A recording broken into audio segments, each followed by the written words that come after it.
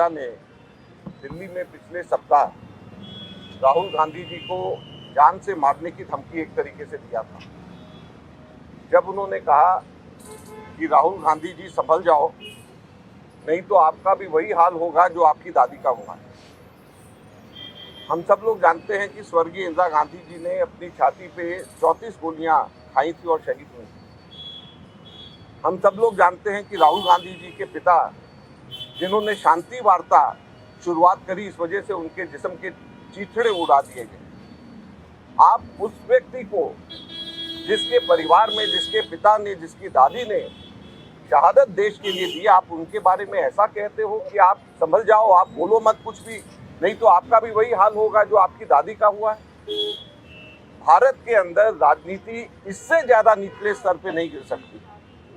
चलिए, एक व्यक्ति ने कह दिया, हो सकता है उसके अपने निजी विचार हो सकता है कि वो अपने आकाओं को खुश करना चाह रहा हो, लेकिन ना तो उसके आकाओं ने, ना भारतीय जनता पार्टी के नेताओं ने उसको चुप कराने की कोशिश करी, ना उसकी भर्त्सना करी। उसके 2-3 दिन के बाद में भारतीय जनता पार्टी के ही सहयोगी दल ने, उसके एक नेता ने, विधायक ने ये कह दिया कि राहुल गांधी जी की जो जुबान काट करके लाएगा उसको 11 लाख रुपए मिलेंगे। क्या ये राजनीति है?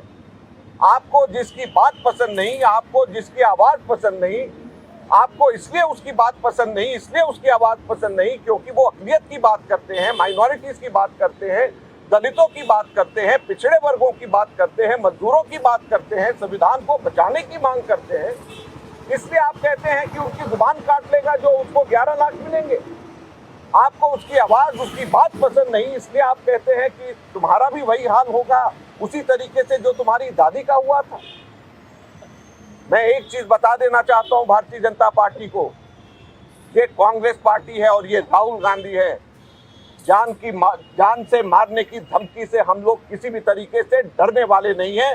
यहाँ पे कांग्रेस के लाखों करोड़ों कार्यकर्ता तैयार हैं अपनी छाती आगे करके, जान से मारना है हमें मारिए, लेकिन हमारे नेता की आवाज कभी बंद नहीं होगी, हमारे नेता कभी चुप नहीं होंगे। इसी प्रकार से हमारे नेता दलितों के, पिछड़े वर्गों के, अक़लियतों के और कुचले वर्गों के कॉन्स्टिट्यूशन को बचाने के लिए इन सब की आवाज हमारे नेता उठाते रहेंगे। ये आज हम कहना चाहते हैं और सरकार को भी ये कहना चाहते हैं कि वो संभल जाए, अपने लोगों को संभाले, अपने लोगों को बचाएं, उनको बताएं। और ये कोई एक जगह, 2 जगह नहीं है। जो व्यक्ति इनको पसंद नहीं आता उसको ये खट से उसको कहते हैं कि ये आतंकवादी है, उसको आतंकवादी ब्रांड कर देते हैं। एक मंत्री भारत सरकार का इसलिए उनको राहुल गांधी जी को आतंकवादी ब्रांड कर दे क्योंकि जो राहुल गांधी बोल रहे हैं वो उनको पसंद नहीं। तो ये कहाँ की राजनीति है?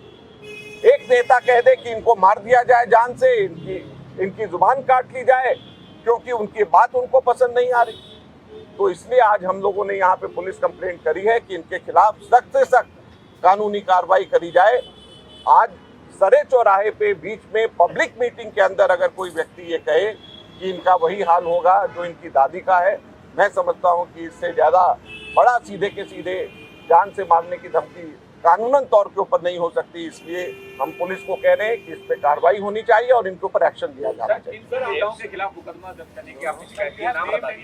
हम लोगों ने एनेक्सेस दिए हैं और 4 लोगों के खिलाफ में, जैसे मैंने कहा कि दिल्ली के अंदर एक उनके पूर्व दिल्ली के जो विधायक हैं, भारतीय जनता पार्टी के नेता, शिवसेना के जो महाराष्ट्र के विधायक हैं जो भारतीय जनता पार्टी के समर्थक हैं, उनके बारे में, केंद्र सरकार के अंदर पंजाब से पहले और अब राजस्थान से आए हुए सांसद मंत्री हैं उनके बारे में, और एक यूपी से मिनिस्टर हैं जिन्होंने परसों उन्होंने भी राहुल जी के खिलाफ में बोला है।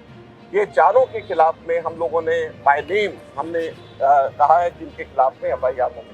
कल कांग्रेस अध्यक्ष को चिट्ठी मिली है प्रधानमंत्री, इससे पहले आप लोग लगातार इस बात को उठा रहे हैं, तब से अब तक बीजेपी की ना टॉप लीडरशिप से कोई बयान आया है, ना ही गृह मंत्रालय इसके सामने अब पूरा मामला बनता है, इसको आप लोगों का है, ये चुप्पी को कैसे देखते हैं? देखिए, इसमें एक सवाल और कनेक्ट है। आपको याद होगा गृह मंत्री के खिलाफ जो है कांग्रेस के नेताओं की तरफ से इसी तरह से टिप्पणी की गई थी, जिसमें मुकदमा भी दर्ज हुआ था, कार्रवाई। देखिए, बड़ी सीधी सी बात है कि इस तरीके की टिप्पणी राहुल गांधी जी के खिलाफ में जो करी गई आज तक के इतिहास में कभी भी ऐसा नहीं हुआ, ये अप्रत्याशित है। और ये भारतीय जनता पार्टी के नेताओं का फर्ज बनता है कि राजनीति की गरिमा को बना करके रखें। ये उनके नेताओं का फर्ज बनता है कि राजनीति के अंदर, लोकतंत्र के अंदर वायलेंस को किसी भी तरीके से बढ़ावा नहीं दिया जाना चाहिए। और जान से मारने की धमकी जिस तरीके से खुलेआम दी जा रही है, जुबान काटने की धमकी जिस तरीके से दी जा रही है, आपको कोई बात पसंद नहीं तो आपको किसी की बात पसंद नहीं, कॉन्स्टिट्यूशन की वो अगर बात करते हैं तो उनको आप आतंकवादी ब्रांड कर देते हैं। ये सारी चीजें गलत हैं, ये नहीं होना